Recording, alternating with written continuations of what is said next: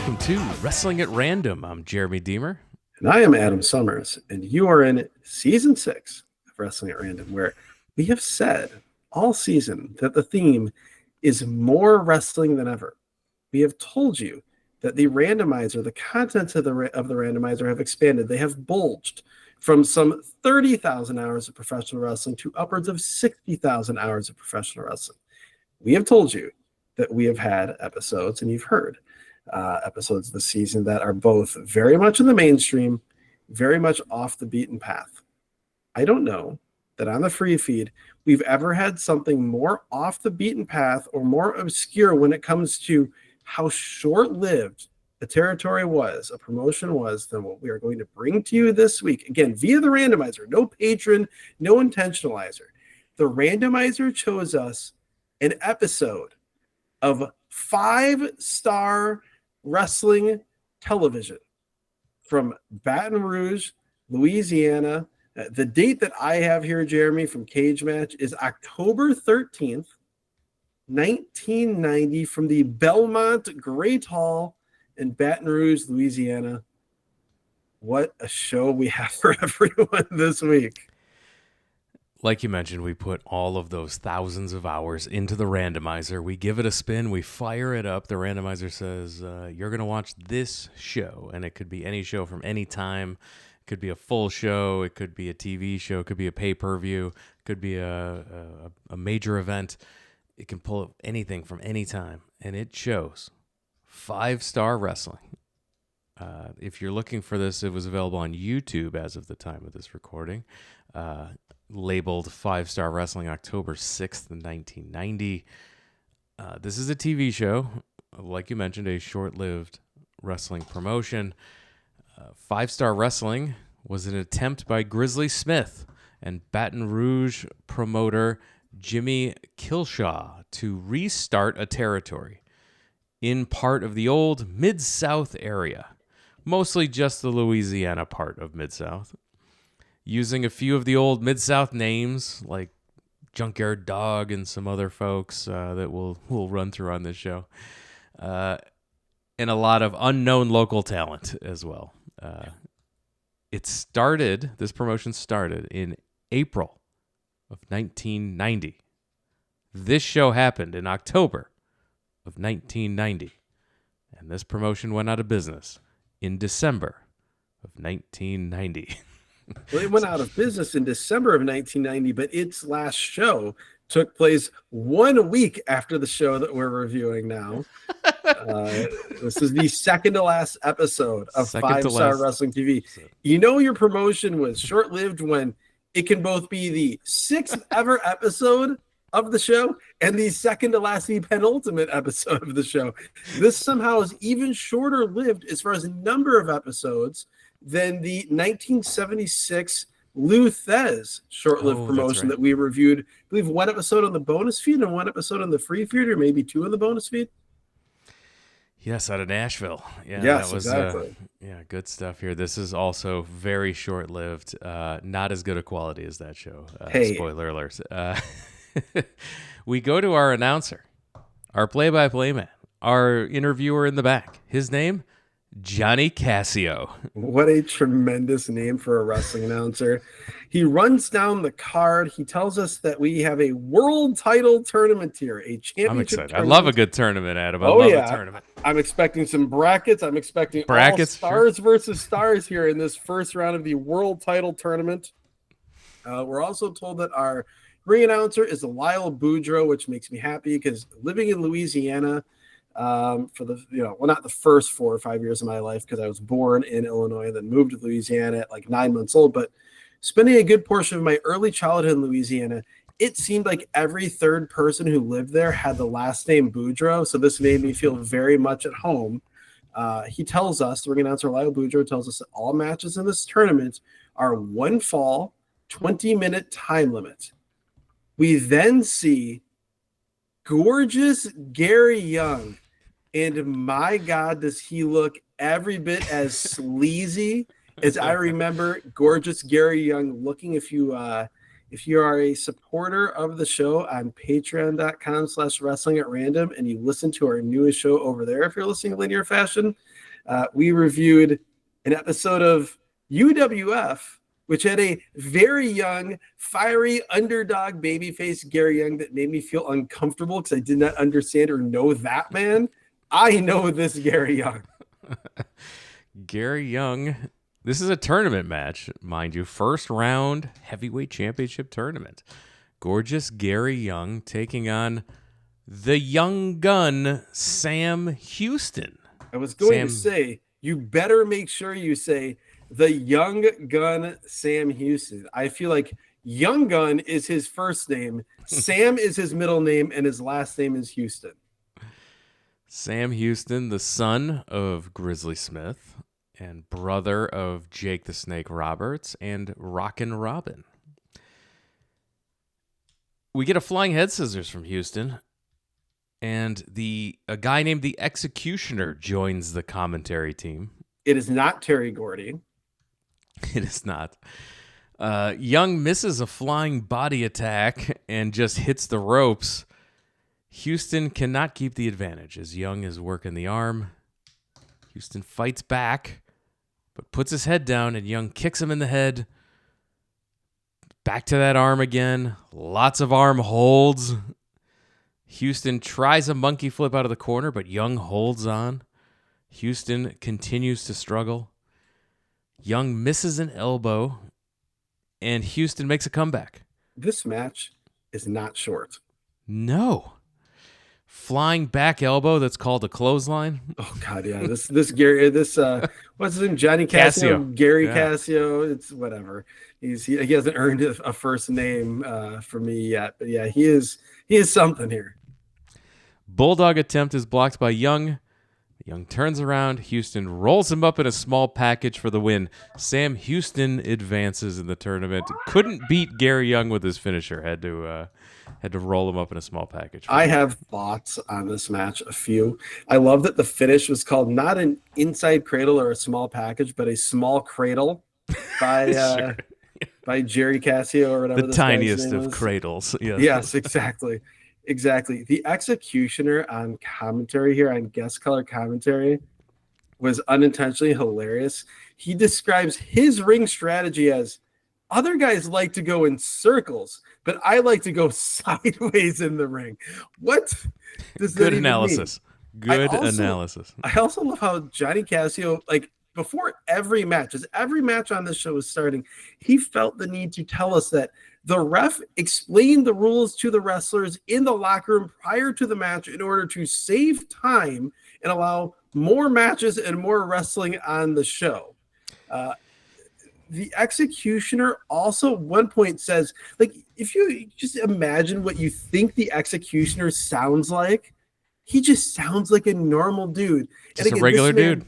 The Executioner says, quote, everyone in TV land will be rooting for the Executioner to win his match next week. We go to commercial, and we get commercials from 1990. They are not edited out. We love when we get commercials. You can get a Montero 4x4 with power locks and windows for $13,995. We get a commercial for the Clyde Beatty and Cole Brothers Circus, which is coming to the Cortana Mall in Baton Rouge. It will have, among other things, glitter. And we get a Senator Johnson fighting for Louisiana commercial. Yes, Senator Bennett Johnson is saving the wilderness. Then we get... color time. One of our favorite things from 80s and I guess even to early 90s, Southern, in particularly Southern professional wrestling shows. It's time to pay way too much money a month to rent a TV/VCR. Rent to own, which is still like crazy to me that this was literally every commercial we see in wrestling shows from the 80s and 90s have a rent to own commercial. Here, Color Time is the rent to own company, and they're hawking a TV VCR combo. Okay, a little TV. This is not a huge TV. This is a tiny TV VCR combo. $17.95 a week for 70 weeks. 70. You have to pay $18 a week for 70 weeks. With fees, this comes out to $1,400 for this thing. You said $17.95, correct? $17.95 a week. So hold on, I'm on the Federal Reserve Bank of Minneapolis's inflation calculator. That amount in current money, that would be $44.27 a week. A week to for own 70 weeks. 70 weeks. So what did you say the total in 1990 money was after it was you paid $1,400 for this thing? $1,400 in 1990. So to eventually own a combined color television / VCR, and this 13 is a inches small tops. screen. 13 inches tops. Yeah, this is not much bigger than an iPad. $3,453.14 in 2025 American currency. I was horrified at this commercial. When I saw, they're like, hey, $17 a week. And then in the fine print, it said, for 70 weeks. I was like, oh my God. It's like when I remember I went to get my last used car and like, do you want a 3-year loan, a 5-year loan, or a 10-year loan? I'm like, I'm not elderly, but I'm not 20 years old. I've got no guarantee I'm going to be here in 10 years. Like, let's go for the 3 or the 5. We then have a commercial for bring a can of food when you vote. This also is fascinating to me whenever I see, or whether it be a commercial like this, or when I hear an announcer shout out a TV station, TV affiliate that in my other life as a PR person, I have pitched personally myself to cover something. WAFB TV, Channel 9. We go back to the ring. A man named Thunder is taking on Lou Spicolli. Or as he's known here, Lou Spicola. This man Thunder is the graphic did say Spicolli, but Casio keeps telling us Spicola. Well, the graphic said Spicola as well. The ring announcer said Spicolli, and like when this started, they said Spicolli, and then as the match went along, they reverted back to Spicola. Very strange. Either way, I'm going to call him Spicolli as we talk about this match because we know Louie Spicolli from wrestling. I'm going to give Johnny Casio the benefit of the doubt here and say that it's Lou Spicola for this. But either way, the future Madonna's boyfriend here, yes, very, very young, got professional looking gear, long black tights, red singlet. In some ways, he's very Danny Doring-esque in his visual presentation here with less loud colors. He is so what years is this? 1990. I'm looking up Louie Spicolli to see how old he was. Louie Spicolli was born in 1971. Louie Spicolli is 19 years old here.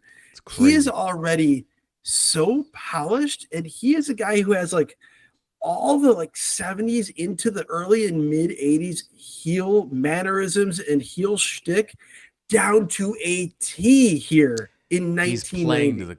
He's playing to the crowd. He's doing a great job here for being so young.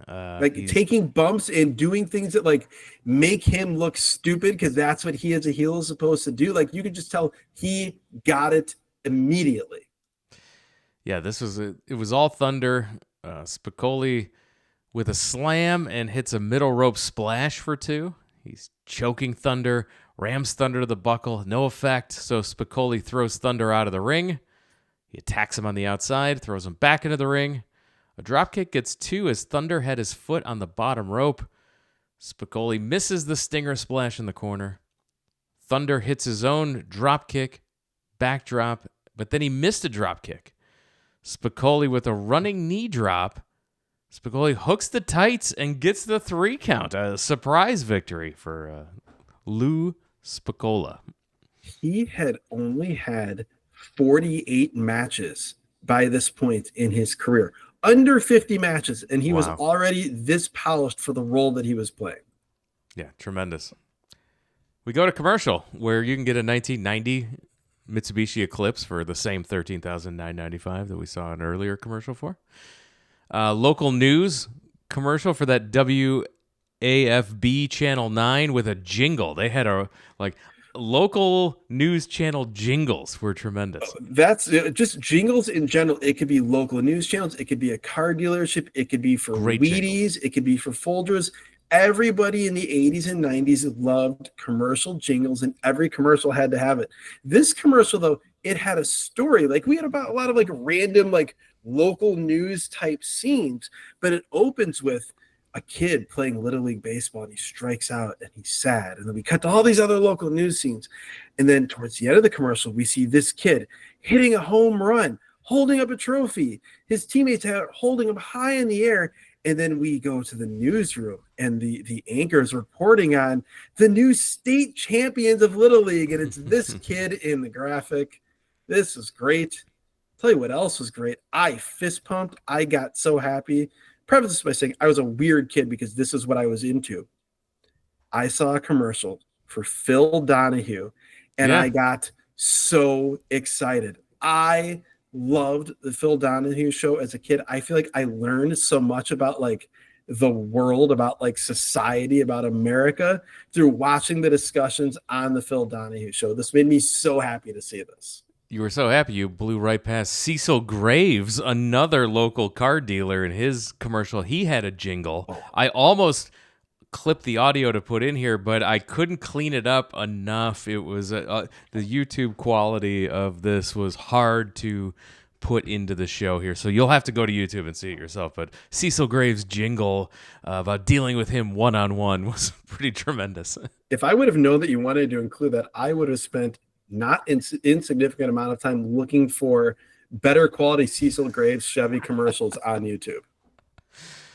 We go to the ring. We go to a General Skandar Akbar promo where he's yelling about Sam Houston and Malibu the Magnificent. Oh, more on that later. When they mentioned, even before this, when they mentioned on this show, Malibu was going to be on, in my head, I said, wait, there's no way. It can't be that Malibu. No, I didn't even think of that Malibu. Oh. Malibu the Magnificent was the first time I was like, oh, I don't know this Malibu the Magnificent. Yeah, I'm like, okay, let's wait and see. Will this be what I think it is? So from there, we're going to have a Bob Orton promo, but we should go back and point this out. At the beginning of the show, during the first match, Johnny Cassio runs down the roster of the babyface group here in 5-Star Wrestling. They are known as the Young Guns. Obviously, Sam Houston is a young gun. They say that about 75 times throughout the show. But the Young Guns are Sam Houston, a human being named Amos Moses, who we will see later, Jimmy Jack Funk, and Bob Orton. In the Not young. 1990 AD is considered a young gun. I thought it was a stretch in 1990 to still call Sam Houston a young gun. Yes. This is like calling the Young Bucks in 2025.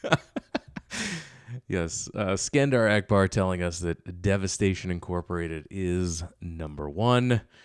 The ace cowboy Bob Orton is interviewed. He tells Akbar to line them up one after another. He's going to beat all his men. And then, oh God, Jimmy Jack Funk is also coming for the General's men. All these guys are doing individual promos that are like spliced together. Yes, poorly spliced together. Yeah, so they're not in the same room, but they're all talking about the same thing. And so you can kind of tell who's on whose team here. And then Sam Houston wraps us up by saying that he's going to partner up with Orton and Funk, who we just heard from a minute ago. A few things. What is up with Jimmy Jack Funk's like Texas-themed Phantom of the Opera mask while he's cutting this terrible promo? Weird. Then Sam Houston said, he ends his promo by saying, quote, "When I get my hands on the Angel of Death, he'll be tooting that horn out the other end." Yes, Angel of Death had the horn that he played taps on. What does that even mean, though? He'll be tooting that horn out the other end. Does he mean that he'll be tooting that horn out of his own posterior? That is correct. Like, He's going to this shove it sounds up more like the a posterior. translated Ryusuke Taguchi promo than something I'd be hearing from Sam Houston in 1990. We go back to the ring. Rip Morgan, accompanied by his tag team partner, Jack Victory, taking on Jamming Jeff. Not Jammin', Jamming Jeff. This, oh my God. Jamming, not jamming, jamming Jeff. Incredible. This, like, when I fire up a 1990 doomed to foul territory, what I am hoping for is seeing a few past their prime guys that haven't been able to latch on with WWF or WCW. And I am hoping for men like Jamming Jeff to be in enhancement talent roles. This guy is short. He is hairy. He has a mustache. He has a mullet. He has blue tights. That does not do anywhere near enough justice to this man who, sadly, and believe me, I searched high and low. There's no other information on this man. Was this it? His cage match listing is unclickable, which is just tragic every single time. Because the only people I really want to be clickable on cage match are the people who are unclickable. Like, those are the people I want to know the most. Want to know more. And it never works out that way. No, or you go and they are clickable and you click them and you want to see like the couple of matches that they had. And then all of a sudden you find out they're still wrestling in 2013. Oh yeah. Yeah. They just had a match. In like Arkansas, like 3 months ago, against Greg Valentine somehow. Sure.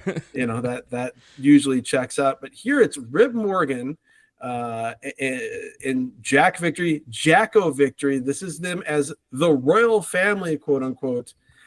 We get this long... So I remember the royal family in WCW. Very like much 91, so. like probably like a year after this. Well, like right around this time period. And they had several runs doing this gimmick, but like on commentary, Johnny Cassio just this long explanation about the royal family going to England, being the Duke and the Queen, going to a royal banquet, being given gowns to them by the royals, saying their families are originally from Europe. But the whole thing about the royal family is that they were from New Zealand, right? That is correct. Rip Morgan is blatantly from New Zealand. New Zealander, and the whole idea of Jacko Victory was he had renounced his heritage and was from New Zealand. So I have no idea why we're talking about England and European family. Best thing about this match in ring, talk a lot about the Slamplex, or if you want to be less charitable, you call it the Lazy Men Suplex from Greg the Hammer Valentine, where you just suplex where you don't take the back bump and just drop the guy. Rip Morgan one-ups that here with the Lazy Man's double arm Slamplex. The double underhook throw, because he didn't want to take a bump off that. It's not like when you say a throw, that makes it sound like it's like Brock Lesnar. No. Like, this is a drop. He releases the man and lets gravity do the work for him. Quite the beating of Jamming Jeff here. Morgan doesn't want to pin him. More beatings. He picks him up for a vertical suplex and then falls forward, and he plants this guy. This is the best-looking version of that move I've ever seen. This is a terrifying gourd buster. I feel like the Arn Anderson gourd buster is the most well-executed version of this. This is it's visually impressive only because it is wildly reckless and dangerous. Yes. This looks like is almost certainly a broken neck. Maybe that's why there was no more Jamming Jeff after this match. I also love how Johnny Cassio, Rip Morgan lifts him up, and Johnny Cassio says, "Front face," and then just leaves it at that as the move happens. Does not give any more information about it. The match is over, and Johnny Cassio tells us that with this victory, Rip Morgan has advanced in the tournament. This was a tournament match. Jamming Jeff had a chance to become the world champion. This is the most egalitarian professional wrestling promotion of all time. We then go to commercial where Morgan spas are on sale. I was ready for Rip Morgan to come hopping into a hot tub here, but I was not. I was very happy that did not happen. Yeah. And then we get Allied Discount Tires. They'll beat anyone's price by 5%, and then another local car dealership. We get wait, sorry, no, that's coming up. I got lost. That's the next commercial. No, I know. Yeah, we're not there yet. No.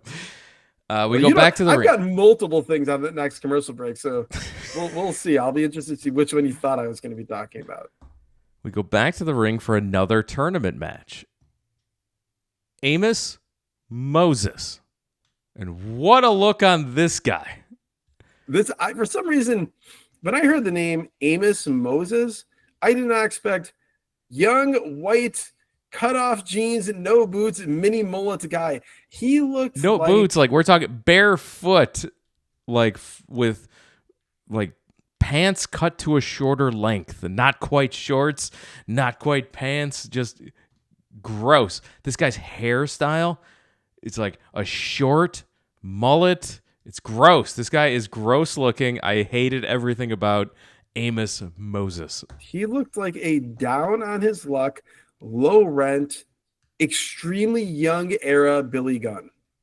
Like if you think of those early Smoking Guns matches, or even before they're the Smoking Guns, where they're like Colt and Winchester, I can't remember what they were called. Like that's what he looks like. But clearly, this is a guy, again, sadly, tragically. No, he didn't die tragically that I know of. He's not clickable on Cage Match. So that's the tragedy. Could not get any more information about Amos Moses. No, the only thing I could find about Amos Moses was that there was a song called Amos Moses that was popular in 1970 by Jerry Reed. It tells the story of a one-armed Cajun alligator poacher. Well, then there you go. That's what he's named after, quite clearly. And Amos Moses' opponent, Jack Victory. So Jack Victory's back again. We are becoming a Jack Victory podcast, Adam. Yes, which particularly if you go to Jack Victory as Steve Carino's manager in the late 90s, early in 2000 ECW, I got no problem with that because they were comedy gold together. But there is a limit of the amount of Jack Victory I need to see on one show, and we already exceeded that in the previous match with him on the floor with Rip Morgan. Here, he's doing wrestling, which I did not necessarily need to see. No, lots of stalling. Amos is working an arm, and other Amos Moseses in the crowd approve. Just a bunch of people that look like him. He has very little idea what he is doing, but he is a hometown kid who looks the part of being from Baton Rouge, Louisiana, and these people adore this man. Morgan with the distraction. Victory hits Moses from behind, and he falls out to the floor. Back inside, Victory hits a hot shot, gets a 3 count.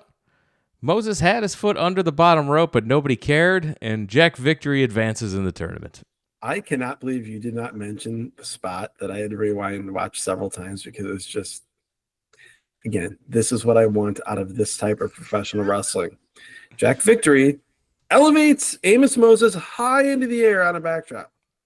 Amos Moses kind of lands on his feet. I have that written here. Yeah, I have it written here. This was not like Amos Moses trying to be cool and land on his feet. He just didn't know how to take a backdrop. He accidentally lands on his feet in spectacular fashion, but just stops and looks confused, like he did not know how his body accomplished that. And then Jack Victory punches him right in the face. I loved every nanosecond of this sequence. Yes, it looked like he almost tried to land on his feet, but it was more of like a reaction than an intentional thing. And he just like lands right on his ass, and like it was hilarious. Like just the best part again was that he pulled off an athletic feat, but he was confused.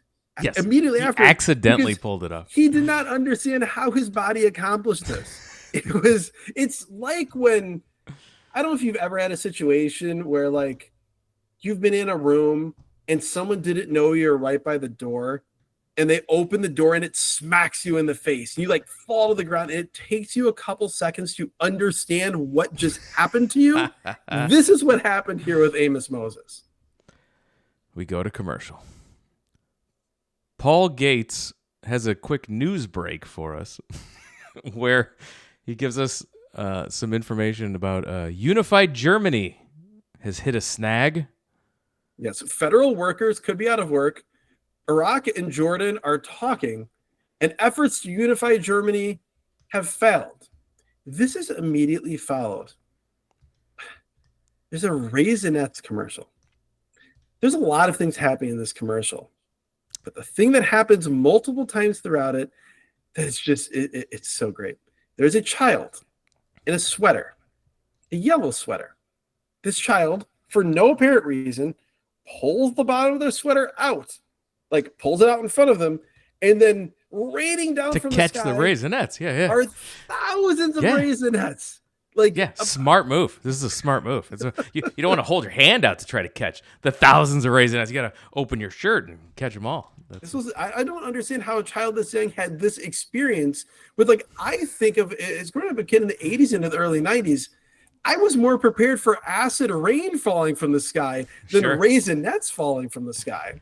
Now, my wife loves Raisinets. Passionate. Really? I did not know that an actual person liked Raisinets. That's good to know. I thought they were just like a thing that was in stores that no one bought. No. I thought they were maybe like a money laundering scam. No, if I go to the movies in the year 2025, my wife is going to get a box of Raisinets for that. And they sell them there in 2025? Oh, no. We go to like the dollar store and get the we go get it ahead of the time. We sneak it into the theaters like you bring like an 8-foot long CVS coupon with a 40% off one item, and you use that on a big box of Raisinets.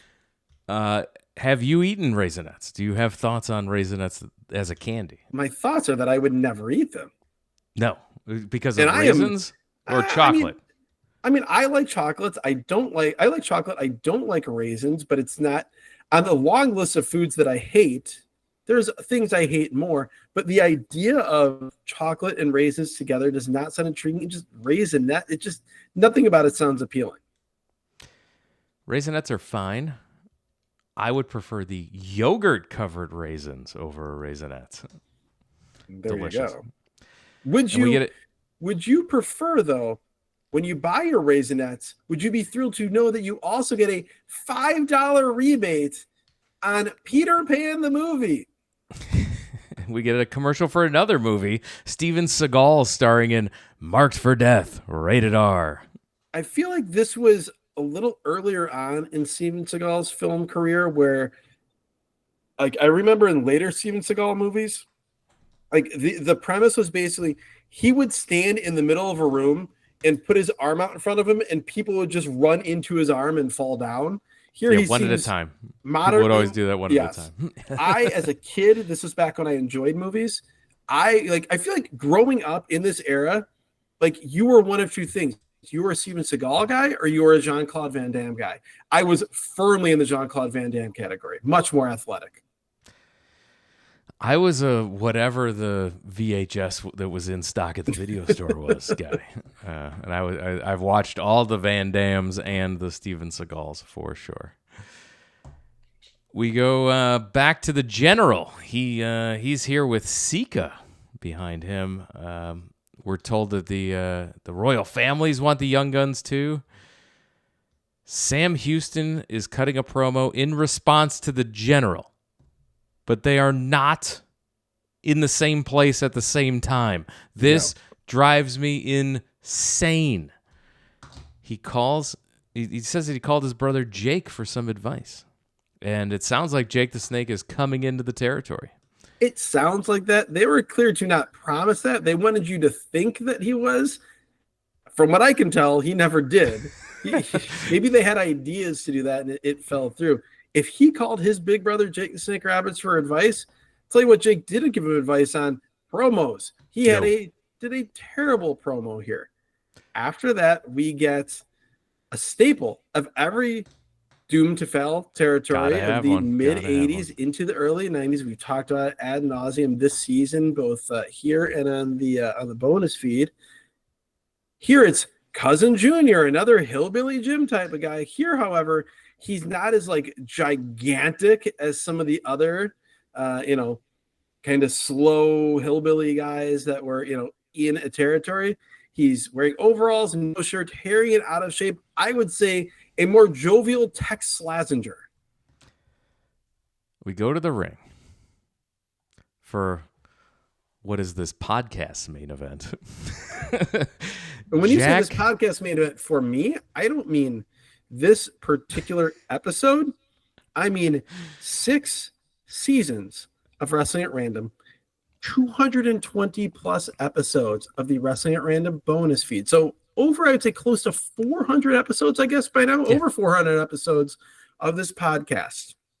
This is the moment. A guy named Jack Valiant is in the ring. Let's give him his flowers first before we move forward. This guy is a tremendous looking enhancement talent. I also love that his name is Jack because he is basically a lower rent version of Jack Victory in every conceivable way physically. Low rent Jack Victory. Yeah, which is that's it's significantly lower rent than the than $17.95 a week for a TV. He is here. Then you're told, here comes Malibu, and I am waiting with bated breath because I'm like, it can't Malibu the Magnificent is what I heard earlier. So it can't be. He comes to the ring, and oh my God, it is Malibu. It's Malibu. It is that Malibu from the television show American Gladiators. Little history. I was obsessed with American Gladiators when it debuted in 1989. Loved American Gladiators. Every episode, and I also love the timing of American Gladiators in that. So my Saturday night was set. You had WCW, NWA, whatever you want to call it, 1989, going through the 90s, 505 TBS. It would run most weeks till 705. Starting at 7, so only a 5-minute overlap. Starting at 7 on WPWR TV, Channel 50 in Chicago, was American Gladiators. This was my block of television. When I watched American Gladiators, one of the things I would spend way too much time thinking about and visualizing was how would every gladiator on that show translate to being a professional wrestler? Also, when I watched American Gladiators season 1, yep, I had several thoughts. Like, again, nobody knew what American Gladiators was till it existed. There were several gladiators who were awesome. There was Gemini, this big, strong dude that, like, in my mind, I'm like, this guy, if he was wrestler, he'd be like Ron Simmons. Yeah. There was another guy that was like smaller, black hair, like in good shape, but nowhere near as jacked as the rest of the gladiators. Nitro. He was awesome. I thought for sure he'd be like a really good technical wrestler. Then there was a guy named Malibu. He was big. He was jacked. He had long blonde hair. He had the look of what you thought in the 90s, in the late 80s, going in the 90s, be like the toughest, strongest dude. Every single challenge on American Gladiators first season, whether it be the joust, where they have the big like foam giant Q-tips that are trying to knock each other off the stands, or the cannonball, where the gladiator is standing on a stand and someone like swings on a rope and has to knock him off. Every single thing, he would get so easily beaten. There was like the amateur wrestling type of thing where there was like the circle he'd have to get pushed out, almost like a sumo type thing. He would get pushed out immediately. He was the most inept, just pathetic gladiator. He like, you'd be watching the show and you'd think, well, the contender, he'd be a better gladiator than this guy. He lasted 1 season. He was gone after 1 season, after 12 episodes. They brought him back later, but he was gone for 1 season. Of all the American Gladiators that I spent so much time imagining what they could be as a professional wrestler, I spent zero time thinking, what would this guy do in professional wrestling? Because he came across as so impotent and pathetic on that show. If you haven't seen the American Gladiators documentaries, there's one on Netflix, there's one on ESPN as of the time of this recording. Both tremendous. You have to watch. They're both companion pieces to each other. You need to get the whole picture. They each talk to different sets, but Malibu is heavily interviewed in these. And this was when I saw Malibu from the American Gladiators come out, dressed as a pro wrestler, trying to like The crowd was like, let's go. We are behind the idea of this guy being a pro wrestler. And we were ready. And to be clear, like, I was a huge American Gladiators fan, obviously a huge professional wrestling fan. I spent way too much time as a child imagining American Gladiators as professional wrestlers. I had zero idea until this week when we watched this show and this man came out through the curtain that Malibu had ever done professional wrestling. Me neither. How did I not know this? The second I saw this, for what I just freaked out, and I just wrote in my notes, this is the reason I started this podcast. This is knowledge. This is information. This is something to watch that I never, if I lived to 3 trillion years old without this podcast, as much as I love pro wrestling and watch pro wrestling, I would have never come across this. I am so delighted that we do this podcast for this and so many other reasons, but particularly this. We always say the randomizer giveth and it taketh away. This giveth this week. This is like Christmas does not hold a candle to what occurred this week with this. Malibu's in the ring and wrestling happens. He tries to do arm drags and arm bars. And this is very not good. Or like, I feel like he was trained an hour before the show started. Well, they say this is his first ever match. That is, at least according to Cage Match, his first of 2 matches in his entire professional wrestling career. It looked every bit of first day of wrestling school, let alone first match. These hip tosses, these arm drags, this arm bar that he just, like, he stands there and his arm is in the position of an arm bar, but he's not cranking. He's not doing anything at all. The other thing that's so weird is, like, I remember, and maybe he like got off the roids and like just got smaller, but I remember like seeing him on the show and thinking like he was this huge gargantuan dude. He's not that tall. Like, he's muscular, but he's lean and muscular. He's lean. He's got like, he clearly was more interested in upper body day than lower body day. He's not a leg day guy. It is very strange. We should also note, like, gear wise, and in so many ways, he is very Tom McGee-esque. That is a perfect comp. Absolutely. And then this moment happened. this you're going to describe it. I'll let you describe it. If we were going to do, like, if we had a Mount Rushmore, but the Mount Rushmore was not faces carved into stone, but it was giant gift screens on the side of a mountain, this would be one of the 4 that would be on there to represent this podcast. Valiant sends Malibu into the ropes. He puts his head down for a backdrop. Instead of Malibu kicking this man in the face as a way to block the backdrop, Malibu kicks over this man's head. And so his leg is kind of just on top of Valiant, and Valiant tries to take a bump off of this miss. It's one of the worst things I've ever seen in pro wrestling. This was so bad. To be clear, let's just reiterate. The spot, it's the classic wrestling spot where a guy ducks his head very low to set for a backdrop, and the opponent counters. How this normally goes is they throw a kick to the chest of the opponent. Here, somehow, even though Valiant is so low, his head is so low, he's doubled over, Malibu thought the way to do this was to put his leg high into the air for like a running big boot.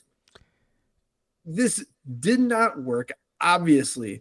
To Johnny Cassio's credit, he does his best to say, well, that didn't land the way it should. If it did, that this match would clearly be over. This match, that move. Are we bringing back GIFs for this show this week? We may have to. I've for a multitude of reasons, I've slacked on the GIFs. I think it's coming back with a vengeance for this. I think it has show. to be this. You will know You will know if it has, and I believe it will. You can follow us on all the social media platforms at Wrestle at Random to see this clip. But hopefully you've gone to the YouTube show to watch this. We'll link it in the show notes. Malibu sends him in the corner. He hits a power slam and gets the pin. Well, so there's clearly a cut here because it's the only time this happens during this show. Like Malibu hits a very awkward body slam, and then we get like a crowd cut shot that's totally out of place and lingers for like 5 lingers. seconds. Yes. Lingers for a long time. Then we come back and the wrestlers are in different places in the ring than they were. And it's like in a way that 5 seconds wouldn't explain. And then Malibu hits an even more awkward power slam and gets the win. Jack Valiant gets up immediately and leaves the ring. He was not feeling this. This was a tournament match. Malibu has advanced to the second round of the World Championship Tournament. Oh my God, this match. It was everything that I thought it could be with an American Gladiator hitting the ring. But with this American Gladiator hitting the ring, this was everything that I did not know I wanted as an 8-year-old watching American Gladiators and seeing Malibu. And again, not imagining him as a professional wrestler like I did with everyone else. Like if you were to tell 8-year-old me that Malibu did wrestling, this is pretty much what I would imagine it would look like based off of how pathetic he was on American Gladiators as a gladiator. We go to commercial. Some Toyota dealer is yelling at me to buy cars in a thick Louisiana accent. This made me so happy because, again, like, this is like this accent, this Cajun accent. This is how I learned to speak. There are videos of me lost to the sands of time as like a 2 or 3-year-old where I, with a child's voice, sound exactly like this man. We moved back just soon enough that this accent did not stick with me for the rest of my life, but this made me very happy. We get another Clyde Beatty Circus commercial. We got a Vote America PSA that is very late 80s, early 90s. And then we finally it was not as catchy as Rock the Vote, which was also going on at the same time here. No, like that 92 election is what they were running up to. This was the B show for sure. Yeah. We finally get a rundown of the loop, such as it was in 5-Star Wrestling. We're told that second round action is coming next week to Baton Rouge, including among many other people, Wahoo McDaniel in 1990, Kokina, who would go on to be Yokozuna, and pretty much all the other guys that we saw in the show. I also loved, like, this would be a runner-up for like a graphic or a GIF. I guess it's static, so it would be a GIF, but this graphic for a fundraiser, it has in big letters, fundraiser? And I use that inflection because it says fundraiser ? Like, yes. They aren't even sure that this wrestling is enough to actually raise funds. Johnny Cassio reinforces this by telling us that schools can, quote, try to raise money via a 5-Star Wrestling fundraiser. He does not tell us they'll succeed. He says they can try. We go back to the general. He tells us he's got Skandar Akbar. My God, there is so much of this man on this show.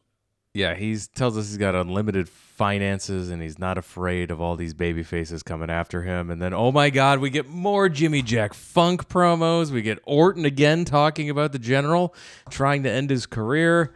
Can we just drive this point home that Amos Moses, who looked like he was 16, and Bob Orton, who looks like he's 50 here, were both members of the Young Gun stable along with Sam Houston in 1990 and Jimmy Jack Funk. We go to our final match. Todd Watson versus Taurus Bulba. Another member of Devastation Incorporated, Taurus Bulba.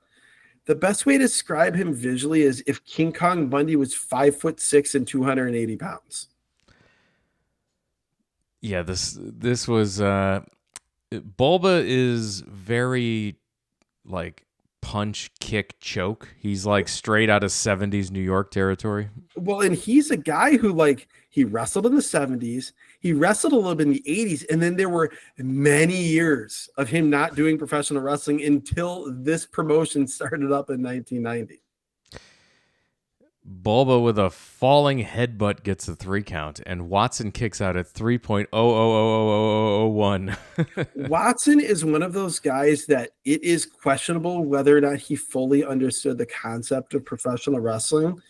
The way he was like trying to kick out of this, where he was clearly supposed to lose. There's also a moment earlier in the match where Bulba goes for a back elbow off an Irish whip. Todd ducks, then stumbles and just absolutely face plants.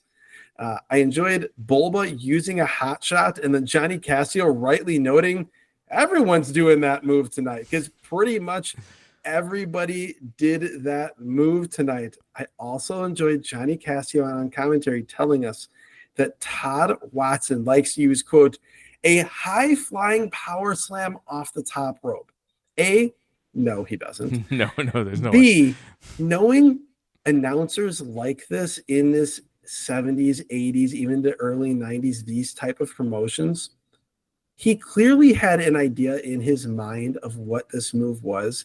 It clearly isn't a high-flying power slam off the top rope. I am desperate, absolutely desperate to know what this move actually was. Because we didn't see it. He didn't do it. He left us hanging. He left us in the lurch. Yeah, he lost. This was a tournament match, so he's out of the tournament, and Bulba moves on to the second round. They tell us who we'll see next week. Wahoo McDaniel, like you mentioned, Cousin Junior will be here. Kamala and Sika all in action. They also say the Warrior, and I'm like, wait, is this the Ultimate Warrior? No. And so we get, that's the end of the show. I went to go, as I like to do, I like to tell you how the tournament's played out. It's the end of the show, but the show ends after everything you said with a video package. The video package is them showing the finishes of every match in the second round of the tournament that is airing on next week's show. They literally spoil the result of every match on next week's show visually in the last 30 seconds of this show. And it's not like this was like, well, they're showing a highlight package from the other show and just got jumbled in, like doing a YouTube upload. Like, this is how this show ended. I like to always tell you how a tournament finished when a tournament is happening on a show we review. I couldn't find anywhere the results of this tournament, Adam. Yes, you couldn't find them because there are no results of this tournament. When you go to Cage Match, the final show in the history of 5-star wrestling, at least according to Cage Match, maybe there are results, but the final show is the following week's TV show, which features, let me pull up the results here so we can at least get an idea. We can fantasy book in our minds. Maybe the rest of the tournament. You can who wins this championship? Maybe there's a 5-star wrestling DLC pack for WWE 2K25 or Fight Forever. We have Billy Joe Travis and Mario Santana. So Billy Joe Travis, again, it's a failed promotion. There's Billy Joe Travis defeating Jack Valiant and the $1 Million Baby. Young Gun Sam Houston defeats Louie Spicolli in the second round of the tournament. Okay. A Lord Humongous, who is not Sid Vicious, with Skandar Akbar, defeats Bobby Doll and Thunder. Not Baby Doll, but Bobby Doll. Bobby Doll. Yeah. Sam Houston and the Angel of Death go to a double countout in a non-tournament match. Malibu defeats Taurus Bulba, which we see that highlight at the very end of the show from the 13th, leading into the next show. They spoil that result. This is also, I don't know how we would describe the name we would give this, but this is the rarest of things in professional wrestling. Malibu defeats Taurus Bulba in what would be the final match of both men's careers. A double loser must retire match. Double participants must retire match. That's right. We had Jack Victory against Rip Morgan, a double disqualification. Royal Family explodes. And the final match in the history of 5-star wrestling, Cowboy Bob Orton, that young gun, defeats Kamala by disqualification. So, in the tournament, You're trying to bracketize something that I'm trying to put the brackets together. So you got like Sam Houston, Malibu, a bye because of the royal family both being out. Sam Houston defeated Louie Spicolli in the second round of the tournament. Sam Houston wrestled twice on this show. Yeah, so like so Sam Houston wrestled Spicolli in the second round. Malibu wrestled Bulba. He beat Bulba in the second round. Jack Victory and Rip Morgan went to a double DQ in the second round. Those are the only 3 tournament matches on the show. So I assume on a future TV taping, we're going to have more second round action. Yeah, I'm like, we're missing tournament matches. Okay, yeah. So of this, like Sam Houston or Malibu was probably scheduled to win this tournament. Well, yeah, I mean, if we were to believe there are only 3 second round matches and there was going to be a 3-way dance in 1990, that did not happen due to the double DQ between Jack Victory and Rip Morgan. Our only choice at this point is to believe that the tournament final was Sam Houston versus Malibu on the booking sheet. God, oh my gosh, what could have been? What could have been? Oh, thank you, Randomizer, for bringing us this thing. You know, we've mentioned the bonus content in the 200 episodes over there. Wrestling at Random, our Patreon. It's patreon.com/wrestling at random. You can go over there for $5. It unlocks the entire back catalog of the bonus feed. 200 episodes you haven't heard. Plus, I think we're at 220 at the time of this recording. So you can... if you go give that a try, sign up for a month, get all that bonus content, check it out. A lot of great shows, a lot of territories similar to this one. If you enjoyed this show, patron Richard brings us to a lot of these territories over in the bonus feed. So short-lived / near-death, sometimes both territories, far-flung territories you've never heard of. It's one of the hallmarks of the bonus feed. And we've also mentioned YouTube, where you could see the video of this show as of the time of this recording. You can also see the video of this podcast. We have a YouTube channel over there. Search for Wrestling at Random Podcast. There you can get the video version of this podcast. You can. We need your help. We need you to go there, like, subscribe, do all that stuff. It helps us work the algorithm so that other wrestling fans can find the show. So even if you don't consume your podcast via the video form, throwing us a like and subscribe over there helps us out a ton. If you are an audio listener only, that's cool too. But if your audio podcatcher of choice is Spotify, you can also get the video version of the podcast right there in the same Spotify player that you're listening to the audio in as well. And with that, we're going to wrap it up and call it a show. Adam, thank you for joining us. Thank you, Jeremy. I don't think you need to even ask me what my favorite thing was. No, we know. It's my favorite thing in the history of this podcast. Learning and seeing that Malibu was a professional wrestler for about a 7-day span.